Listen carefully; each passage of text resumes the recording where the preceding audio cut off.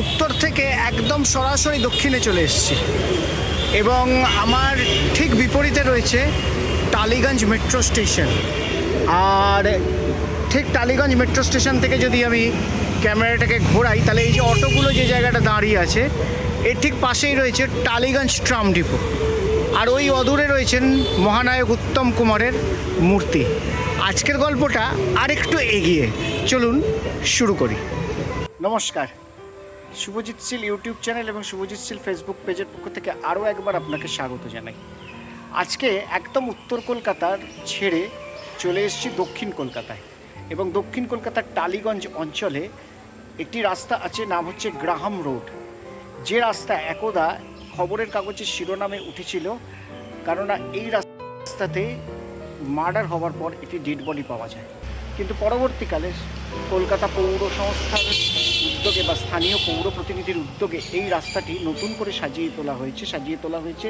এর চারপাশের যে দেওয়াল, মূলত এটা টলি ক্লাবের ঠিক পিছন দিকের রাস্তা এবং এই টলি ক্লাবের পাঁচিল এবং বড় যে আবাসন রয়েছে সেই আবাসনের পাঁচিলের মাঝখান দিয়ে একটা ন্যারো রাস্তা এবং এই রাস্তাটিকে দুদিকে দেওয়ালকে সবুজ রং করে দেওয়া হয়েছে এবং তার সাথে সাথে কত মিটার আপনি হাঁটলেন বা করলেন আর সেটাও এরা আইডেন্টিফাই করে দিচ্ছে।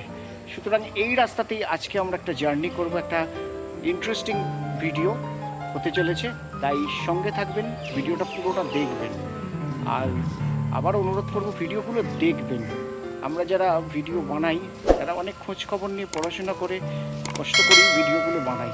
সুতরাং ওই অন্য যে ধরনের ভিডিও হয়, আমি কারোর ভিডিওকে খারাপ বলবো না, কিন্তু সবার ভিডিওই যেমন দেখছেন আমাদের ভিডিওগুলোকেও একটু দেখবেন। চলুন শুরু করি আজকের গল্প। ওই মুখটা হচ্ছে টালিগঞ্জের মেট্রো স্টেশনের দিক থেকে, আর এই যে রাস্তাটায় আমরা প্রবেশ করলাম, এই রাস্তাটার নাম হচ্ছে দেশপ্রাণ শাসমল রোড। আমরা এই রাস্তা ধরে সোজা এগোবো।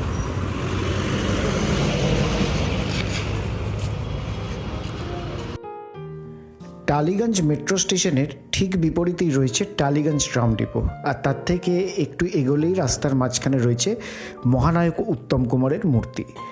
সেই রাস্তাকে পিছনে ফেলে আমরা টালিগঞ্জ ট্রাম ডিপোর ঠিক বাঁ পাশ দিয়ে যে রাস্তাটা গেছে সেই রাস্তাটাতে আমরা প্রবেশ করব। সেই রাস্তাটার নাম নেতাজি সুভাষ রোড এবং সেই রাস্তা ধরে আমরা এগিয়ে যাব এবং এগোতে এগোতে প্রথমে বাঁ হাতে পড়বে গ্রাহামস ল্যান্ডকে ছেড়ে আমরা এগিয়ে যাব এবং ঠিক তার পরের রাস্তাটাই হচ্ছে গ্রাহাম রোড আজকের আমাদের গন্তব্য। ঢুকে পড়েছি গ্রাহাম রোড এই রাস্তাটায় এবং আজকের গন্তব্য এতক্ষণে থাম্বনেল দেখে জেনেই গেছেন যে এই রাস্তাটা গ্রাহাম রোড এবং কলকাতার একটা ফার্স্ট ওয়াকিং স্ট্রিট এই রাস্তাতে করা হয়েছে। আজকে সেটাই দেখব। খুবই যেরকম হয় শান্ত, কিন্তু আবার লোকবসতিও রয়েছে প্রচুর। সামনে একটি মন্দির রয়েছে। আমরা আরেকটু এগোবো।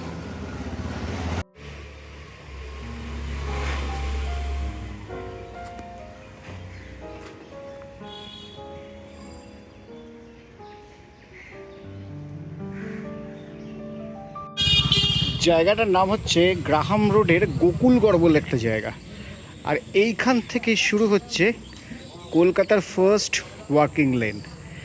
এই যে দেখতে পাচ্ছেন আমার এদিকে 0 মিটার, আর ওই দিক থেকে যারা আসবে তাদের 300 মিটার কমপ্লিট হবে। তো আসুন আমরা একটু হাঁটি। ওয়াকিং লেন, যদিও ওয়াকিং লেনের মধ্যে একটি সাইকেল এবং বাইকের দেখা মিলল, আর এর সামনে রয়েছে বিরাট বড় আবাসন। ওয়াকিং লেন একদম সবুজ পাঁচিল দিয়ে এই রাস্তাটাকে তুলে ধরা হয়েছে এবং বাঁ দিকে ঠিক এই যে পাঁচিলটা, এই জায়গাটা হচ্ছে টলি ক্লাব, অর্থাৎ কলকাতার একমাত্র গল্ফ কোর্স টলি ক্লাবের এই রাস্তা।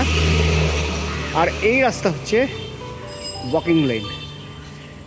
এই আমরা হাঁটছি, ভারী শান্ত স্নিগ্ধ পরিবেশ এবং কয়েক বছর আগে এই রাস্তাতেই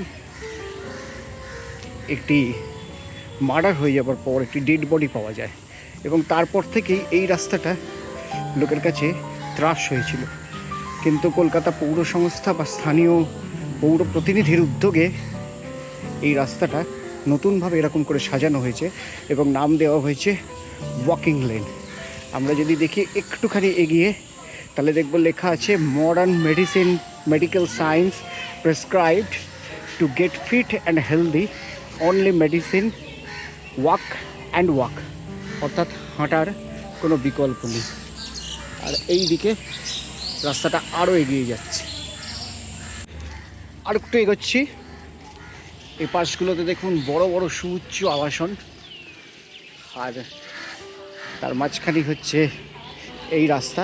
এমনি আমরা যারা উত্তর কলকাতাতে থাকি তাদের এই রকম রাস্তা খুব কমই চোখে পড়ে, কেন উত্তর কলকাতা আরও ঘনবসতিপূর্ণ এলাকা এবং প্ল্যান্ড সিটি নয়, ফলে ওই জায়গাতে সেই জিনিসটা করা খুব অসম্ভব।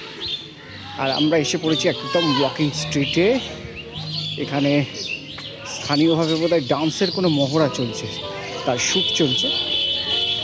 200 মিটার আমরা অতিক্রান্ত করব। রাস্তা একটা সুন্দর নাচের মহড়া হচ্ছে, ফাঁকা রাস্তা, ভারী চমৎকার। চলুন আমরা একটু এগোই ওয়াকিং লেন ধরে।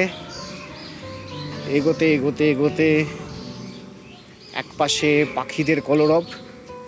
কলকাতা শহরের বুকে এরকম জিনিস খুব কম দেখা যায় সত্যি কথা বলতে গেলে। এবং এই যে রয়্যাল ক্যালকাটা টলি ক্লাবের এই যে গাছ পাতা রয়েছে, এই করতে করতে আমরা এসে পৌঁছলাম একটি মন্দির, তার সামনে। এবং জায়গাগুলো এত সুন্দর লাগছে যে সবুজ একটা রং করে দেওয়া রয়েছে। এই আমার 300 মিটার শেষ হলো। ওই দিকটা দেখতে পাচ্ছেন, ওখানে একটা কম্প্যাক্টার রয়েছে। এই 300 মিটার শেষ হলো, কিন্তু এই দিকে আরেকটু রয়েছে।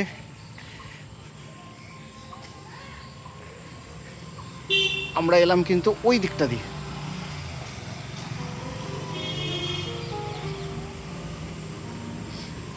খুব নির্জন নিস্তব্ধ রাস্তা। এই রাস্তা দিয়ে সত্যিই হেঁটে খুব আনন্দ পাওয়া যায়। গাড়ি চলাচল দেখলাম খুব নিয়ন্ত্রিত। খুব কালক্ষেপে হয়তো একটা স্কুটার বা সাইকেল দেখা যাচ্ছে।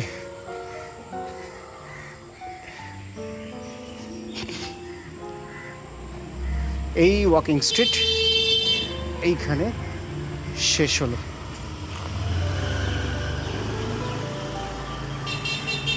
এই শেষ হলো। এটি শিব মন্দির রয়েছে। শিব মন্দির হচ্ছে বটতলা শিবকালী মন্দির। আর এইখানে এসেই শেষ হচ্ছে এই রাস্তাটা। ভারী চমৎকার লাগলো।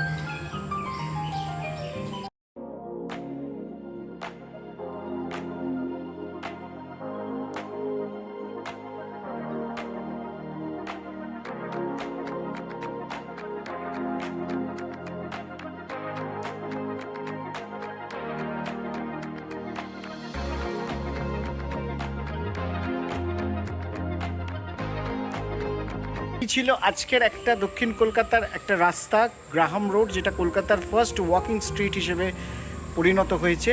একদা এই রাস্তাতেই একটি মার্ডারের পর ডেড বডি পাওয়া গেছিলো। সেই যে তার অতীত, সেই অতীতকে দূরে সরিয়ে আজকে এই রাস্তা হয়ে উঠেছে কলকাতার অন্যতম একটি আকর্ষণ, ওয়াকিং স্ট্রিট। নিঃসন্দেহে এটা খুব সুন্দর একটা উদ্যোগ। এইরকম উদ্যোগ যদি কলকাতার প্রায় অনেক জায়গাতে হয়, তাহলে সেটা মনে হয় খুব ভালো একটা উদ্যোগ হবে শহরবাসীদের পক্ষ থেকে। এটা যদি পুরসভা ভেবে দেখে তাহলে খুব ভালো হবে। আমার ভালো, আপনার ভালো, কলকাতা শহরের ভালো। আর চাই তো আমরা কলকাতায় এরকম সুযোগ। ভিডিওটা আজকে এখানেই শেষ করলাম। ভালো লাগলে চ্যানেলটিকে লাইক করে শেয়ার করবেন, আর ফেসবুক পেজ লাইক করে ফলো করবেন। আর পরিশেষে একটাই অনুরোধ করব, ভিডিওগুলো দেখবেন। ভালো থাকবেন, দেখা হচ্ছে পরবর্তী পর্বে। নমস্কার।